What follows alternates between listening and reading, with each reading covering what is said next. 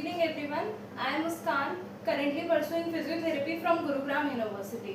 पिछले कुछ टाइम से I am teaching physiology on my YouTube channel. तो फिजियोलॉजी में हमने एरिथ्रोपोइसिस स्टार्ट किया था, यानी कि process of formation of RBCs. तो पहले तक हमने क्या क्या पढ़ लिया था। सबसे पहली जो वीडियो थी उसमें हमने ये पढ़ा था कि एरिथ्रोपोइसिस होता क्या है, formation of red blood cells. Then in the next video we have discuss कि कौन कौन सी साइट्स रहती हैं एरिथ्रोपोइसिस की, 3 स्टेजेस जो मैंने आपको बताया, मीजोप्लास्टिक, हेपेटिक एंड मेडुलरी स्टेज क्या क्या होता है वो मैं बता चुकी हूँ। देन आफ्टर दैट हमने एरिथ्रोपोइसिस का प्रोसेस स्टार्ट किया, यानी कि एरिथ्रोपोइसिस होता कैसे कैसे है, कौन कौन से सेल की इन्वॉल्वमेंट होती है। ठीक है, तो हमने सेल्स पढ़े थे, 4 सेल्स थे, जिसमें था हमारा पहला था स्टेम सेल। तो स्टेम सेल का मैंने आपको 2 फंडामेंटल प्रॉपर्टीज आपकी बताई थी, एक तो सेल्फ रेप्लिकेशन एंड एक डिफरेंशिएशन, यानी कि they can replicate themselves and they can be differentiated into different organs too. और इसी टेक्नोलॉजी का यूज हम करते हैं आजकल की बच्चों का स्टेम सेल प्रिजर्वेशन करा लेते हैं, ताकि इन फ्यूचर अगर कोई ऑर्गन में दिक्कत आए तो we can use that stem cells. Then after that हमने पढ़ा था progenitor cell. What is progenitor cell now? ये वो सेल्स होते हैं जिनके पास एबिलिटी होती है टू मेक क्लोन्स। ठीक है, प्रोजेनरेटर सेल्स वो सेल्स हैं जिनके पास एबिलिटी है कि वो क्लोन्स बना सकते हैं। Now what is clones? वो इंडिविजुअल जो कंप्लीटली आइडेंटिकल है टू द पेरेंट, मतलब बिल्कुल आइडेंटिकल है, जेनेटिकली भी मॉर्फोलॉजिकली भी। जैसे एसेक्सुअल रिप्रोडक्शन के अंदर हमारे पेरेंट से जो प्रोजेनी होती है वो क्लोन होते हैं, जो प्रोजेनी होती है वो पेरेंट का क्लोन होती है। क्यों? क्योंकि ना तो क्रॉसिंग ओवर हुआ, ना कुछ जेनेटिक मटेरियल का एक्सचेंज हुआ, तो there is no chances of variation there. तो ये था हमारा प्रोजेनरेटर सेल। अब प्रोजेनरेटर सेल्स भी 2 टाइप्स के थे जो मैंने आपको बताया था, BFU and CFU। BFU stands for burst forming sales, यानी कि and CFU stands for colony forming sales. तो जो हमारे कॉलोनी फॉर्मिंग वाले सेल थे वो दे रहे थे हमारे प्रिकर्सर सेल्स को जनरेशन, राइट। तो प्रिकर्सर सेल को जो जनरेट कर रहा था, तो CFU का काम क्या था कि BFU का काम ये था कि वो पहले CFU में कन्वर्ट होगा, देन जो CFU वाला है वो हमारे प्रिकर्सर सेल्स बनाएगा। अब प्रिकर्सर सेल भी डिफरेंट टाइप के थे। सबसे पहला था प्रोनॉर्मोब्लास्ट, देन नॉर्मोब्लास्ट, और नॉर्मोब्लास्ट के भी टाइप्स थे, early normoblast, intermediate normoblast and let normoblast. अब हमें क्या करना है, हमें एक एक करके इन सब चीजों के, इन सेल्स के मॉर्फोलॉजिकल फीचर्स को पढ़ना है, देन आगे के सेल्स पढ़ने हैं एंड एरिथ्रोपोइसिस का कंट्रोल पढ़ना है। तो हम स्टार्ट करते हैं प्रोनॉर्मोब्लास्ट सेल से। प्रोनॉर्मोब्लास्ट सेल क्या है कि ये पहला ब्लास्ट सेल होता है जो अपीयर करता है बोन मैरो में। पहला प्रिकर्सर सेल है और पहला ब्लास्ट सेल है जो बोन मैरो में अपीयर करेगा। और पहला सेल है कि अगर प्रो नॉर्मोब्लास्ट सेल बन गया तो इट मींस कि अब ये मैच्योर होके आरबीसी ही बनेगा, इसके पास कोई और ऑप्शन नहीं है। ठीक है, अब हम बात करते हैं इसके morphological features. What is morphology? As you all know, morphology हम एक्सटर्नल कैरेक्टर्स की स्टडी को बोलते हैं। ठीक है, तो मॉर्फोलॉजी की अगर हम बात करें तो इसका जो साइज होता है दैट वाज 15 to 20 माइक्रोमीटर्स। जैसा कि मैंने आपको बताया था, जैसे जैसे हम स्टेम सेल से मैच्योर सेल के साइड बढ़ेंगे, सब का साइज, न्यूक्लियस एंड न्यूक्लियस के नंबर सब कम होता चला जाएगा। तो इसका जो साइज है दैट वाज 15 to 20 माइक्रोमीटर्स। इसकी जो शेप होती है, शेप कैसी होती है? शेप होती है हमारी इरेगुलर होती है और राउंड शेप होती है। ठीक है, साइटोप्लाज्म जो है हमारा that is less basophilic due to polyribosome. Now what is basophilic? There are 2 terms there, one is basophilic and another one is acidophilic.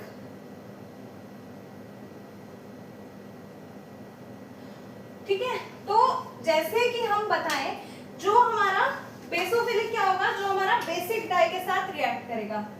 किसके साथ रिएक्ट करेगा? बेसिक डाई के साथ। और एसिडोफिलिक होगा हमारा जो एसिडिक डाई के साथ रिएक्ट करेगा। ठीक है, अब पता कैसे चलेगा कि कोई सब्सटेंस एसिडोफिलिक है या बेसोफिलिक है? इट डिपेंड्स कि उसके अंदर क्या कंटेंट है। जैसे DNA is negatively charge particle, DNA क्या है? नेगेटिवली चार्ज है। अब उसको पॉजिटिव चीज विल अट्रैक्ट मोर। ठीक है, तो इट इज कि वो बेसिक की साइड ज्यादा अट्रैक्ट होगा बेसिक डाई से। ऐसे ही डिपेंड करता है कि कोई सब्सटेंस एसिडोफिलिक है या बेसोफिलिक है, कि उसके अंदर की कॉम्पोजिशन कैसी है, वो पॉजिटिवली चार्ज है या वो नेगेटिवली चार्ज है। ठीक है, देन अब हम बात करें न्यूक्लियस की। जैसा कि मैंने आपको बताया कि मैच्योर आरबीसी में भले ही न्यूक्लियस की प्रेजेंस नहीं है, बट जो पहले के सेल्स हैं उनमें न्यूक्लियस है भी, और जरूरी नहीं है कि एक है, there are multiple nucleus there. ठीक है, अब they can do mitosis. Mitosis as you already know क्या होता है? दो टाइप की सेल डिवीजन हमारी बॉडी में पाई जाती है। पहली है हमारी माइटोसिस और एक होती है मियोसिस। ठीक है, माइटोसिस क्या है? माइटोसिस वो सेल डिवीजन है जिसमें हमारा वेरिएशन का स्कोप नहीं होता, यानी कि it occurs in the normal sales.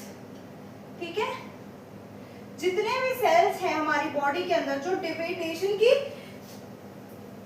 जो डिवाइड होने की कैपेबिलिटी रखते हैं कि they can divide themselves as needed. ठीक है, डिफरेंट सेल्स जो भी हमारी बॉडी के हैं वो हमारे माइटोसिस कर सकते हैं, except one cell that is germ cell, यानी कि टेस्टिस और ओवरी के जो सेल्स हैं उनके पास कैपेसिटी होती है that they can do meiosis. ठीक है, this is equatorial division as you already know. ठीक है, और दिस इज रिडक्शनल डिवीजन।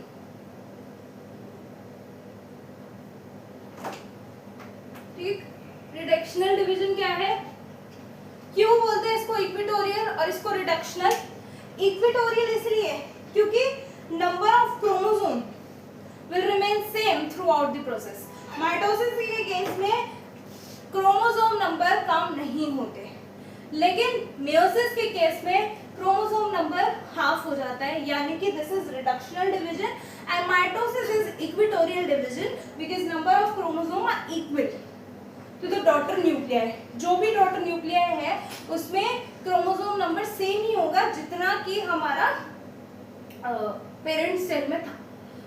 ठीक है, माइटोसिस मेनली हर सेल में होती है। जिस भी सेल के पास ये कैपेसिटी है कि वो डिवाइड कर सकता है तो उसमें माइटोसिस होगी, लेकिन मेयोसिस होती है हमारी मेनली जर्म सेल्स के अंदर, टेस्टिस एंड ओवरी।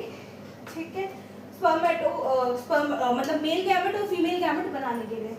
अब हम बात करते हैं कि कुछ सेल्स ऐसे भी हैं that they don't show any cell division there. तो जैसे हमारे न्यूरॉन्स है, न्यूरॉन्स डिवाइड नहीं करते। उसके अलावा हमारे कार्डियक सेल्स जो हैं दे आल्सो डोंट डिवाइड।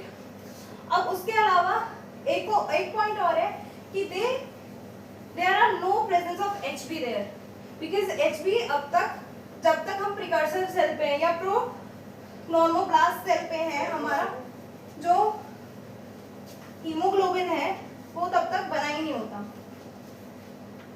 अब नेक्स्ट हम पढ़ते हैं next cell that is normoblast.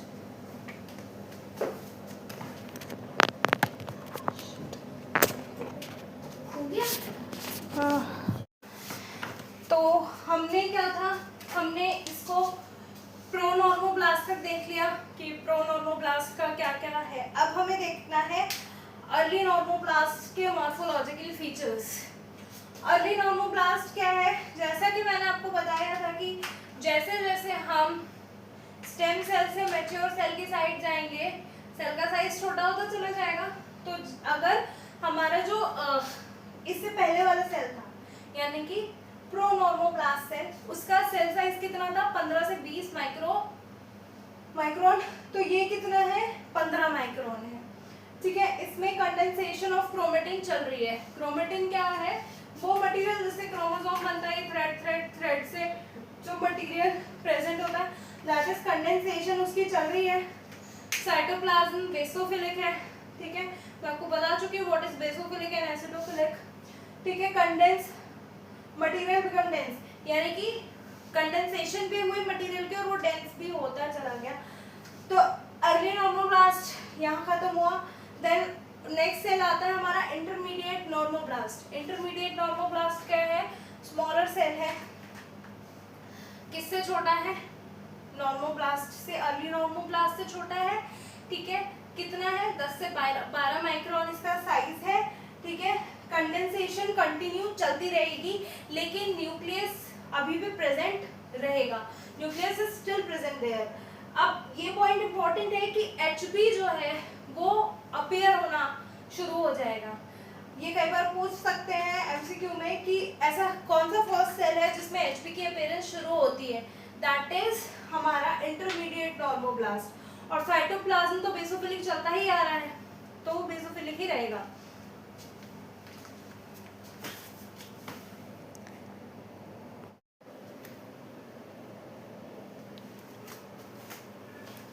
तो अब हम क्या करेंगे? अब हम नेक्स्ट सेल देखेंगे। हमने कहाँ तक देख लिया था कि अर्ली नॉर्मोब्लास्ट बना, ठीक है, फिर उसके बाद इंटरमीडिएट नॉर्मोब्लास्ट देख लिया था।